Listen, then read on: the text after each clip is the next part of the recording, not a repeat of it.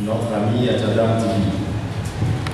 Il est très important pour nous, dans une première phase, d'entamer une grande campagne d'information et de sensibilisation de nos populations sur les enjeux de la situation actuelle. Et cela, c'est un choix que nous avons fait d'aller sur le terrain pour expliquer aux populations la nécessité d'organiser quelque chose qui est finalement une résistance au coup de force qui est en train de se préparer. Vous avez vu comment dans la déclaration, nous avons insisté sur la caractérisation de ce processus électoral comme étant un coup de force. Et donc, nous appelons les populations à la résistance. C'est de cela qu'il s'agit. Bien évidemment, nous n'entendons pas le faire seulement dans l'OME. Le processus pour arriver ici aujourd'hui a été long.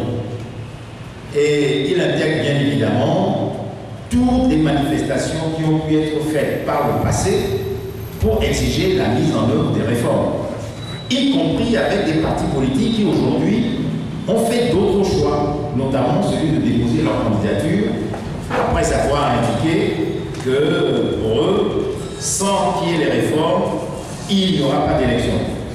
Ils ont fait d'autres choix, mais c'est leur responsabilité, bon, ils assumeront. Mais nous avons fait le choix d'assumer la continuité d'une orientation qui consiste à dire que tant qu'il n'y aura pas de réforme, il n'y aura pas d'élection. Et donc nous avons mobilisé les populations pour qu'elles s'opposent avec nous à ce coup de force. Ceci, nous allons le faire dans les 5 régions administratives du Togo, c'est-à-dire la région maritime, la région des plateaux, la région centrale, la région de la Kara et la région des savanes, mais aussi et surtout dans la 6e région administrative du Togo qui est la diaspora. Et de ce point de vue, je vous informe d'ores et déjà que demain, eh bien, nos frères de la diaspora européenne organisent une grande manifestation à Bruxelles à l'occasion de la venue de Ford dans ce pays. Vous savez qu'il y a un sommet sur l'Ebola qui est prévu à Bruxelles et nos frères de la diaspora, comptant les différents pays d'Europe, vont converger à Bruxelles pour manifester contre sa venue, pas simplement sur la question de l'Ebola et de tout ce qu'il a pu dire mais ne fait pas au Togo, mais surtout sur les enjeux électoraux qui sont posés aujourd'hui au Togo par rapport à cette question. Et donc, après la campagne de sensibilisation que nous avons développée, eh bien, toutes les manifestations que nous développerons seront relayées également dans la diaspora.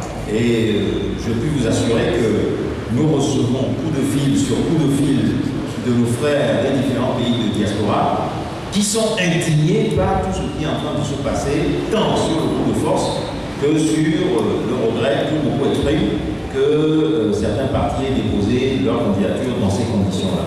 Et donc, c'est sur ces bases-là que nous scellons l'unité du combat commun que nous allons développer. Ensuite, bon, à la question de savoir si fort passe, qu'est-ce que nous ferions, eh bien, moi j'indiquerai tout simplement que notre but, c'est de tout faire pour que ces élections n'aient pas lieu. C'est de combattre pour cela et de mobiliser les populations contre le coup de force. Bien évidemment, le résultat de la lutte, c'est la lutte qu'il doit avoir. Et l'engagement que je connais, c'est celui que nous avons pris de nous mettre en campagne, de sensibiliser véritablement nos populations. Et vous allez voir dans les prochains jours que ce que nous disons là, ce n'est pas une clause de style, que nous allons réellement être sur le terrain pour mobiliser les populations. Et vous serez convaincus de la réalité de notre engagement, de ce que nous sommes en train de dire. Une dernière réponse avant de passer la parole pour la réponse à une autre question. Oui, la Constitution de 92, nous combattons pour qu'elle soit mise en application. Comment la mettre en application? Là également, c'est le résultat de la lutte qu'il donnera. C'est-à-dire que, de la même manière que nous exigeons la mise en œuvre des réformes avant toute élection, de la même manière, nous combattrons pour qu'on revienne à la Constitution de 1992, d'abord et avant tout. Mais en tout état de cause, je dois vous dire que notre position à ce jour est va au-delà d'un simple retour à la Constitution de 1992. Puisque, comme vous l'avez entendu dans la déclaration liminaire, nous disons clairement aujourd'hui, et c'est une position ferme que nous prenons là-dessus, c'est que 38 ans plus 10 au fond Gnassingbé pour le clan familial de Gnassingbé, ça suffit, ils doivent partir. Et donc, nous considérons d'ores et déjà que nous sommes dans un régime de transition maintenant. C'est-à-dire que nous nous mobilisons pour imposer cela ici et maintenant. Et donc, c'est sur cette base que nous allons mobiliser les populations. Et il va de soi que sur cette orientation pour laquelle nous allons combattre pour arracher et imposer la mise en place de ce régime de transition pour reprendre les règles de la gouvernance au Togo, le retour à la Constitution de 1992 s'intégrera comme une des principales données. On a parlé tout à l'heure de ce qui n'a pas été fait en 1993, etc.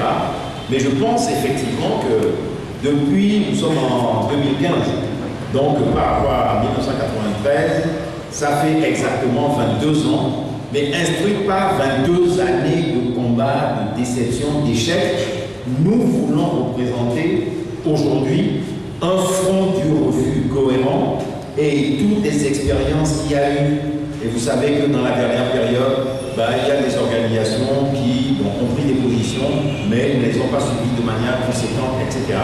Du moins, toutes les organisations qui sont présentes ici devant vous ont discuté pendant longtemps pour homogénéiser leurs positions sur celles qui vous ont été données à travers la déclaration liminaire que vous avez eue tout à l'heure. Bien, je passe la parole pour la réponse à la question sur le Front Togo.